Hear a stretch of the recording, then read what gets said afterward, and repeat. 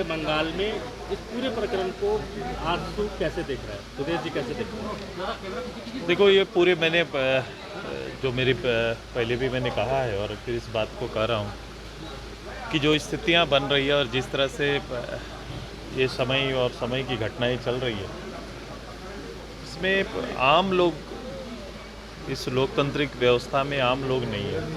आम लोग के लिए कोई ऐसा काम ना हुआ जिसके लिए इस तरह की कोई घटना गई है।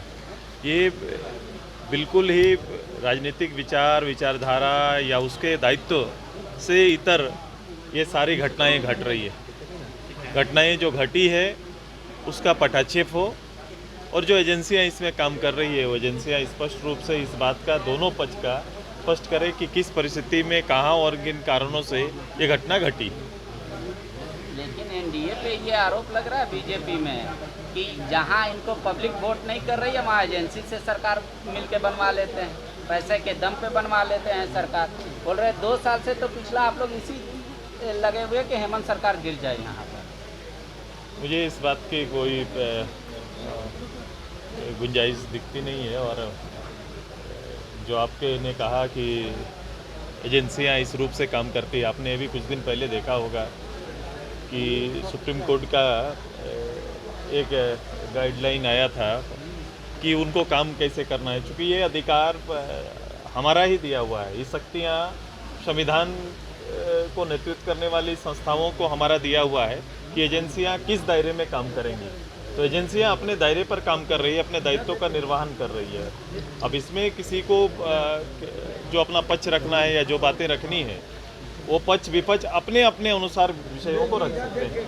सुखाड़ और दादा, अकाल को लेकर सुखाड़ और आपकी चर्चा हो रही है हाउस भाई पे। लंबोदर जी ने यहाँ धरना दिया था, तो आप सुखाड़ से संतुष्ट नहीं है, अकाल चाहिए?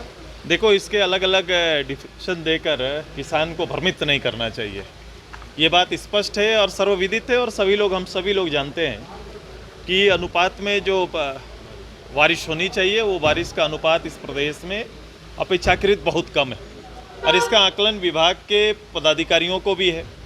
सरकार वही होती है जो आकलन करती है और आकलन के अनुसार उसके दूसरे थॉट पर विचार करना प्रारंभ करती है। जब इस समय पर बारिश ना हो, इसके इशारे मिल गए थे और बारिश नहीं हुई, तो हमें इस बात का इंतजार नहीं करना चाहिए था कि किस दिन, अंतिम दिन तक हम प्रतीक्षा करेंगे कि बारिश हो रही है कि नहीं हो रही है, बल्कि सरकार को उसके विकल्पों पर जाना चाहिए था, उसका प्लान करना चाहिए था, किसानों के हित में कार्यक्रम चलाए जाने चाहिए थे।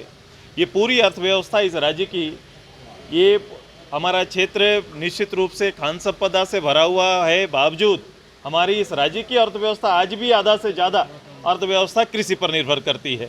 70% से ज़्यादा लोग किसान या तो खेती पर या खेती मजदूरों पर निर्भर करते हैं। तो उनके लिए प्लान करना, चूँकि ये अभी का प्रभाव आने वाले वर्ष में दिखाई देता है, तो long term plan, short term plan, दोनों प्लान सरकार का अभी तक आ जाना चाहिए था। ये नहीं आ पाना दुखद बात है, और सरकार इसके लिए इंतजार करती है कि कब सदन में विधायक, प्रतिनिधि दल ये लोग आएंगे, बैठेंगे, हम बहस का विषय उठाएंगे, उसके बाद हम कोई निर्णय लेंगे।